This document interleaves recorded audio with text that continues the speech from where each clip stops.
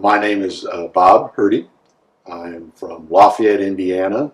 I've been coming to the conferences since 2006, and it's just the reason I come is partially for the information and partially to reunite with my CHN family. As a lot of CHMers story goes, I was misdiagnosed with RP at age 14, 50 years ago. At age 30, my wife had found a research study at Mass Eye in Boston that she volunteered me to go be part of. So we flew out, and at that point they went through a whole day of testing, and at the end of the day they said good news, bad news. Good news is it's not RP. Bad news is we're not sure what it is. It could be retinal sclerosis. It could, and they actually did say it could be choroideremia, but nothing really. And the ophthalmologists that I saw in my area weren't, even the retinal specialists weren't very sure. Fast forward 10 more years, my wife is at a church group, talking to a lady in a women's group, and she's talking about her son, and she, as she describes it, my wife says, well, that sounds like what Bob has. How did he get diagnosed? And she said, well, it was a pediatric ophthalmologist at Cleveland Clinic. She called them, my wife is a nurse, called there and said, well, would he be willing to see my husband who's 40? He said, sure. So we were actually coming out east for a trip, and on the way back, we stopped. And for the first time, doctor looked at my eyes and said, yep, it's CHN, choroideremia. And I was shocked, just because of all the times people looked and didn't have a clue. He said, could I take some blood and send it to Dr. Ian McDonald out in Canada? And I said, sure.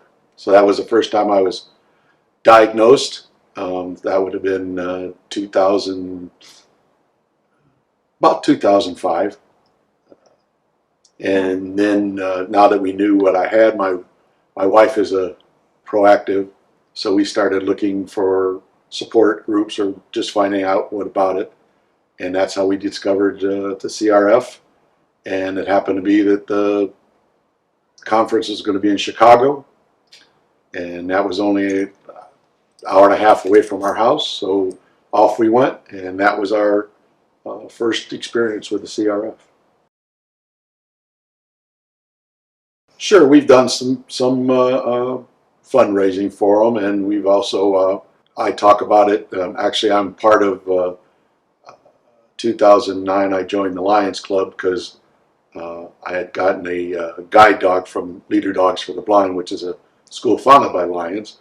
So every time I get a chance, I talk about the CRF, and because Lions are about the visually impaired. That's one of the main projects of theirs. So we've done some things, and then actually I'm going to be what they call a district governor this coming year, and part of my when I get the opportunity, we will be doing some fundraising for Lions and the CRF. So that's kind of one of my, you get to pick some things that you can, pet projects, so to speak, and one of those will be that. And so as far as that, and then, I've been able to be part of a clinical trial through the CRF. I've done some study stuff with them, Dr. Bennett. So it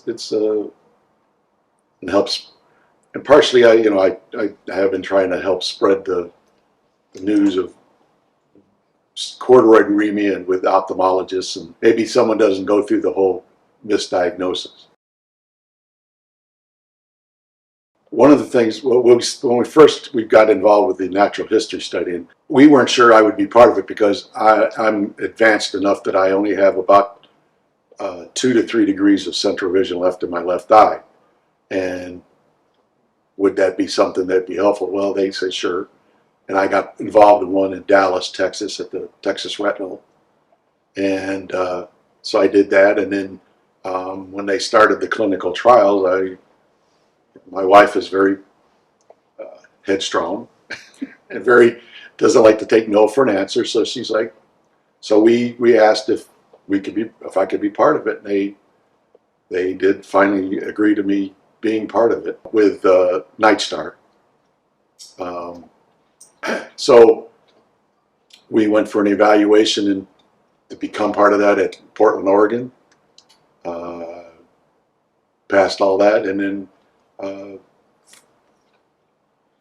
4 years ago, I was actually to have the ability to have the gene therapy, and it's been, I think, a godsend. My vision has stabilized for 4 years, which is I know it's not much, but it's what I have, and I have three grandchildren now, and at least I can see them. Not great, but I can see them, and it's a fantastic thing. And it just seeing the growth of where we were in 2006, where they told me the only thing you could do was take some vitamins and wear sunglasses, and to where we are today and where we're going tomorrow is fantastic. And I know that the CRF has been the very strong proponent, and I think it's been a vehicle for getting that done. Like I said, my guide dog is from Leader Dogs for the Blind. That's in Michigan, but for me, it's given me great independence. I know people with canes can do the same thing, but like when my wife suggested or wanted me to get a dog, she suggested it, and I said, yeah, sure. And she got really mad at me, and I didn't quite understand. She goes, well, it took me a year to get you to use a cane, and it took me like 30 seconds for you to get a dog. I said, well, no one ever told me that's a cute cane you got there. So, but it's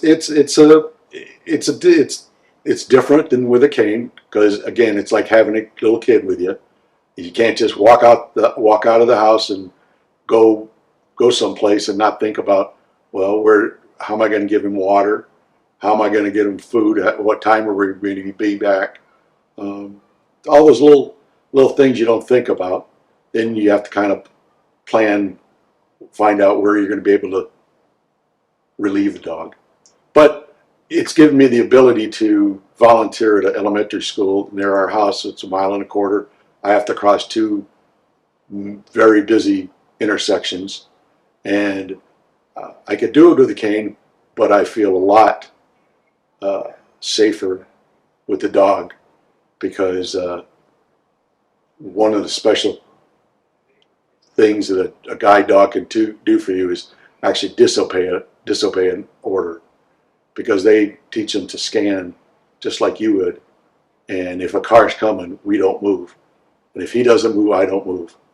And it's been more than once, especially with hybrids and electric cars, that you don't hear them. And that's one of the things you have to use as a blind person to cross roads is that hearing, especially at places that don't have the audible crossing.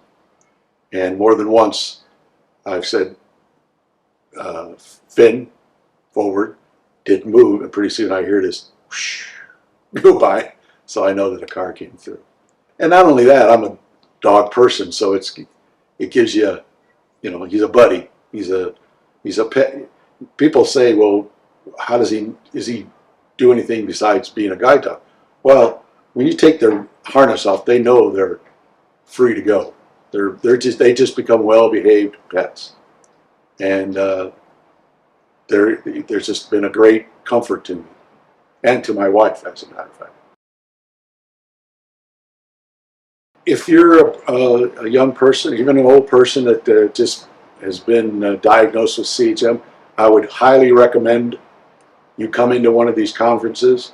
When I came in 2006, it was my first one.